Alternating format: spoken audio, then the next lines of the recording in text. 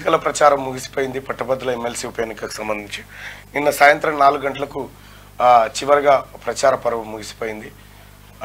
దాదాపుగా నిన్న నల్గొండ సభతోటి ఆ కార్యక్రమం పూర్తయింది. నిన్న కాంగ్రెస్ పార్టీ అభ్యర్థిగా, నేను ప్రజాకూటమి అభ్యర్థిగా నిన్న నల్గొండలో ప్రచారం ముగిసిపోయింది. ఆ తర్వాత పరిణామాలన్నీ మీకు తెలిసినటువంటి అంశమే. కేటీ రామారావు ఒకటే టార్గెట్, ఆయనకు పైసలు పంచైనా సరే 500 రూపాయలకు పట్టభద్రుని కొందామని.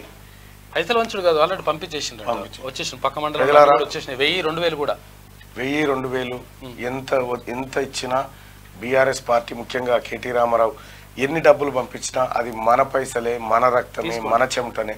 కాబట్టి నేను దాన్ని తీసుకోరని చెప్పను, తీసుకోవద్దని కూడా చెప్పను.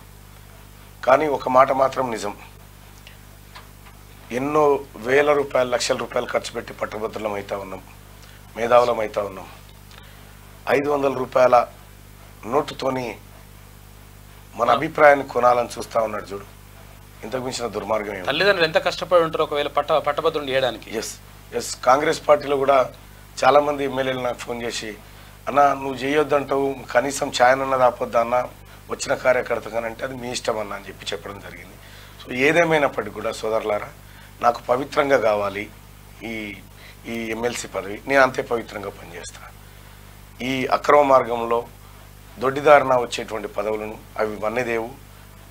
అట్లాంటి అవకాశం వస్తే కూడా ప్రజలకు న్యాయం చేయరు ఎవరు. అందుకోసమే చెప్తా ఉన్నా, దయచేసి సోదరులారా, పట్టభద్రులారా, మీరు ఆలోచించి నిర్ణయం తీసుకోండి. ఆలోచించి మీరు అడుగు ముందుకేయండి. మీకు తెలుసు 2 సార్లు ఈ స్థానంలో నేను ఓటమి పాలైన విషయం మీ అందరికీ తెలిసిందే. కానీ ఎప్పుడు కూడా వెనకడుగు వేయకుండా ఈ ప్రజల కోసం గత 10 సంవత్సరాలుగా కొట్లాడుతూనే ఉన్నా.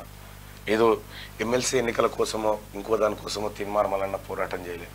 ఈ ప్రజలు విముక్తి కావాలని పోరాటం చేసిన ఈ పోరాట పరంపరలో మీ అందరికీ తెలుసు, కేటీ రామారావు ఎన్ని రకాలుగా ఇవాళ అవమానాలకు గురి చేస్తూ ఉండో. కనీసం ఒక బలహీన వర్గాల బిడ్డ తెల్లంగేసుకుంటే కూడా ఓర్వనటువంటి పరిస్థితి. తీన్మార్మలన కార్ల పోతే కార్లో తిరుగుతుండనేటువంటి పరిస్థితి. ఎవరి కారో కూడా తెలియకుండా. సరే ఏదేమైనా కూడా నేనేమంటా అంటే, ఈ సమాజంలో ఎందుకు ఇట్లా చేస్తూ ఉన్నారు? ఒక్క కేటీ రామారావు కుటుంబానికి ఉన్న ఆపత ఏంది తీన్మార్మలన్నతోటి?